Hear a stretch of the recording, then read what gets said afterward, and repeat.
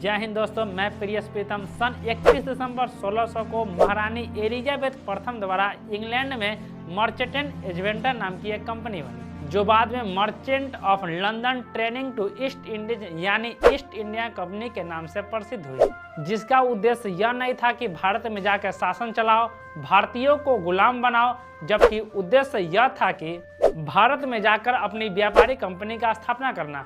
हम आपको बता दें कि अंग्रेज भारत को गुलाम बनाने नहीं आया था। एक बार फिर से मैं आपको बता दूं कि अंग्रेज भारत को गुलाम बनाने नहीं आया था। इसलिए आज के वीडियो में हम आपको बताएंगे कि अंग्रेज भारत क्यों आया था।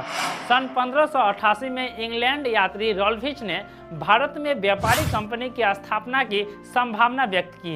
इससे थोड़ा सा पीछे के इतिहास में जाए तो भारत में यूरोपीय कंपनी के आगमन में नंबर 1 पुर्तगाल ईस्ट इंडिया कंपनी, वही number 2 east India company 1600, Dutch east India company 1602, Danish east India company 1616, French east India company 1664, Austrian east India company 1715। इन सभी कंपनियों में से एक कंपनी थी ईस्ट इंडिया कंपनी, जो अंग्रेजों द्वारा बनाई गई कंपनी थी। सन 31 दिसंबर 1600 को महारानी एलिजाबेथ प्रथम द्वारा बनाई गई यह कंपनी इस उद्देश्य से कि हम अपना व्यापारी कोठी भारत में स्थापित करेंगे। इसके लिए महारानी एलिजाबेथ ने 15 वर्ष के लिए रॉयल चार्टर दिया और समुद्री मार्ग से व्यापार स्थापित करने का अनुमति प्राप्त किया। सन 1608 में जेम्स प्रथम का 2 दूत भारत आया। पहला कैप्टन हॉकिंस, दूसरा sir Thomas Roe.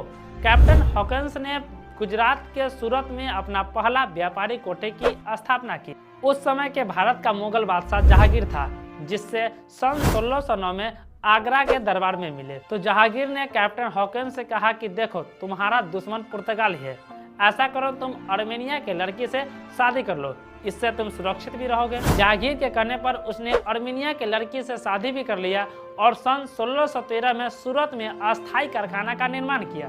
Captain Hawkins की तरह सर थॉमस रो ने भी भारत में एक व्यापारी कंपनी की स्थापना करना शुरू कर दिया। अभी अंग्रेजों का भारत में व्यापारी कोठी स्थापित करने का सिलसिला थमा थोड़े ही था। 1613 में सूरत में, 1632 गोलकुंडा में, 1633 बालासोर में, हुगली में, पटना में, मसूलीपट्टनम, इन सभी स्थानों पर अपना व्यापारी कोठी स्थापित करना शुरू कर दिया। व्यापारी कोठी स्थापित करने के बाद वे धीरे धीरे भारत के राजनीतिक में अपना कदम रखना शुरू कर दिया। जब अंग्रेज भारत में रहने लगा तो यहाँ के निवासियों को देख उसे बहुत हैरानी हुई। यहाँ जातीयता पनपी हुई थी। लोग एक दूसरे को देख जात के आधार पर घृणा करते थे। छुआछूत इतना ज्यादा था कि लोग एक दूसरे को देखना पसंद नहीं करते थे। निम्न जातियों के लोगों को कुएं से पानी पीने नहीं दिया जाता था। औरतों को ऊपर साड़ी उठाकर पहनने पड़ते थे। निम्न जातियों को पढ़ने का अधिकार नहीं था। पढ़ने तो छोड़िए, लोग एक दूसरे से परछाई से छुआते थे। ऐसी स्थिति को जब अंग्रेजों ने देखा तो उसका हृदय विचलित हो गया। इस स्थिति को सुधारने के लिए अंग्रेजों ने ब्रिटिश ईस्ट इंडिया कंपनी की स्थापना की, इस उद्देश्य से कि भारत में जातीयता को खत्म कर सके।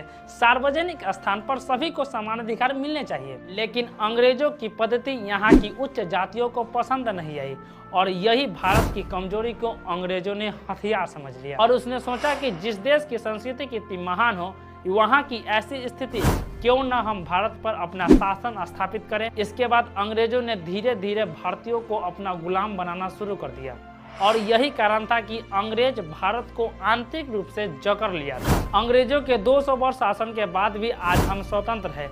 इसलिए इस स्वतंत्रता दिवस एक दिए जरूर जलाए उन महापुरुषों के नाम जिनके वजह से हम स्वतंत्र हुए हैं। धन्यवाद। मिलते एक नए वीडियो में एक नए टॉपिक के साथ। तब तक के लिए जय हिंद।